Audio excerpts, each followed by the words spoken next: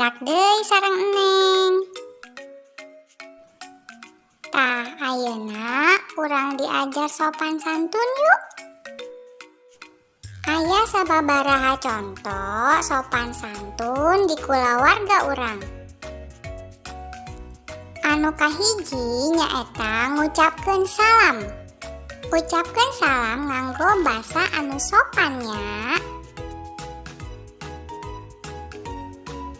Anu kadua, lamun urang nuju nyarios ulah gogorowokan. Eta teh teu sopan ih.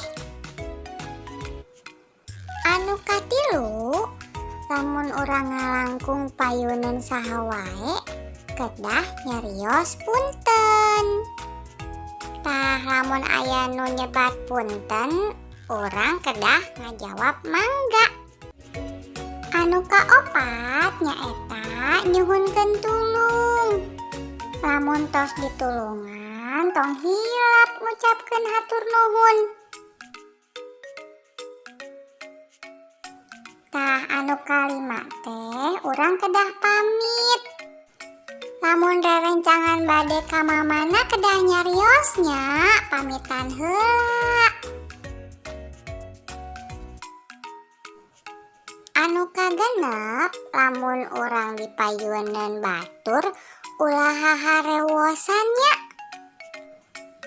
Eta teh teu sopan rerencangan. Anu katujuh, lamun urang gaduh lepat ka saha wae kedah nyungkeun di hapunten nya.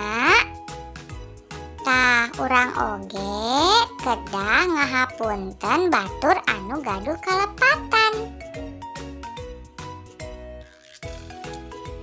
Kadalapan, lamun nyarios sareng batur teh teu kenging bari tutunjuk rerencangan.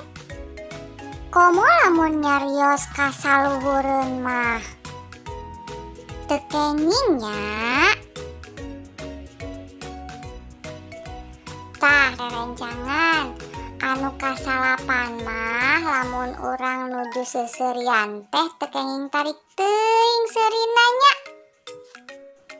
Bilih aya batur anu kaganggu. Kasapuluh, tah ieu oge penting pisan ya rerencangan. Lamun urang nuju nelepon atanapi nuju ngetik di handphone kedah nganggo basa nu sae nya. Tah rerencangan seueur keneh contoh-contoh sopan santun anu tiasa dilakukeun ku urang. Yuk urang lakukeun. Eneng sareng rerencangan pasti tiasa